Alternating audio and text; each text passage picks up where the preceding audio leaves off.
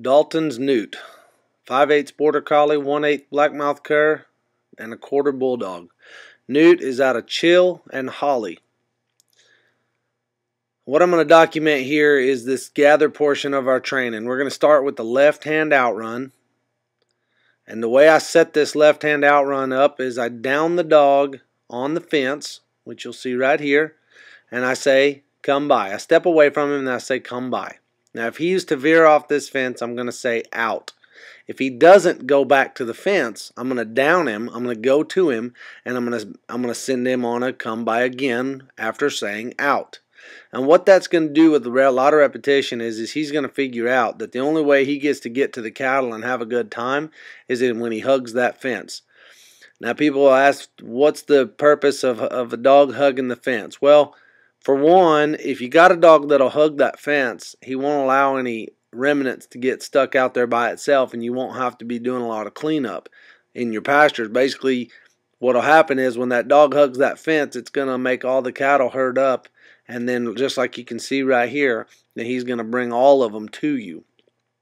If your dog is constantly diving into cattle, you're going to be dealing with splitting cattle, and you're going to constantly be having to put a go back on them.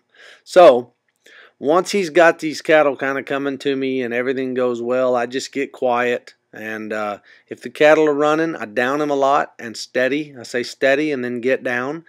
If as long as the cattle are moving quietly and he's in position, I just let him work. This will be the end of the left-hand outrun. As you can see, once he gets to me, I'm going to say get down. And then right here, I had to call him to me, and I put the cattle back in the far corner, and then I'm going to set him up for a right-hand outrun. So here in just a second, I do the exact same thing on the right-hand outrun as I down him on the fence, which you'll see. I step away from him, and I say away to me. Okay? Now right here, you see him veer off the fence. Now he was thinking about diving into the cattle, but he went back out. And if I'm not mistaken, I did tell him out.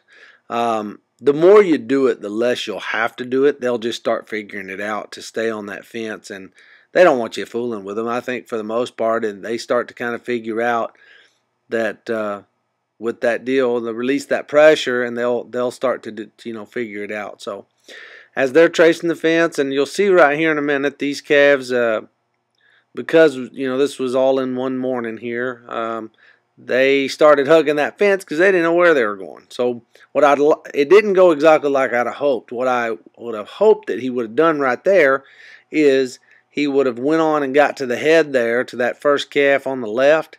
I was hoping he would go on by, but he didn't. So what happened is they got to this corner. I down him. You can see barely up there as I down him, and then I send him on another away to me.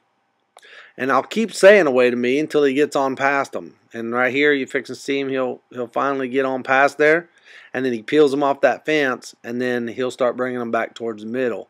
And then that's when I'll get quiet and allow him to kind of figure it out. Now, even where that took a few minutes for him to figure that deal out and get on past them, see, if I would have and I did, obviously, kept up with that part of the training, you might have to do this several days. You might have to do it a month. I mean, that's really up to you and your dog and how precise you want it.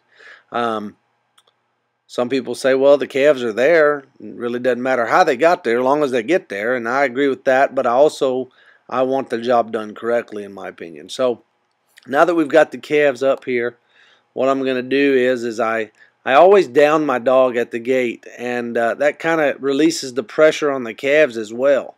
And basically that'll teach the calves, hey, the quicker you get up here to this gate, the quicker you get a break. And it also slows your dog down. So right here, I'll down him, and then I call him off. That'll do. And then he'll come over here to me. Now from there, you'll see the next little segment here, same morning.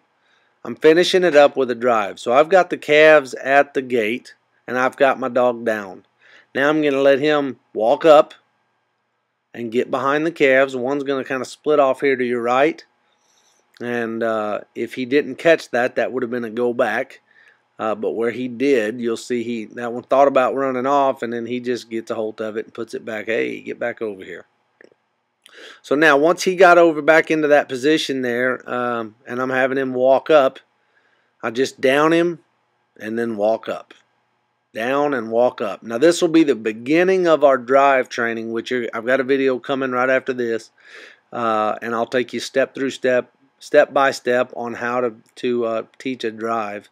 But this will be the ending of our gather training, and then right here I'm just telling them to walk up and then steady and down. Okay. And there's no directions. I'm not saying come by or wait a me or anything like that. I'm just saying walk up.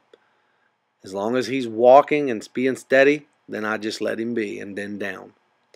And then in the next portion, the next video that I'm going to make here will be him, Newt.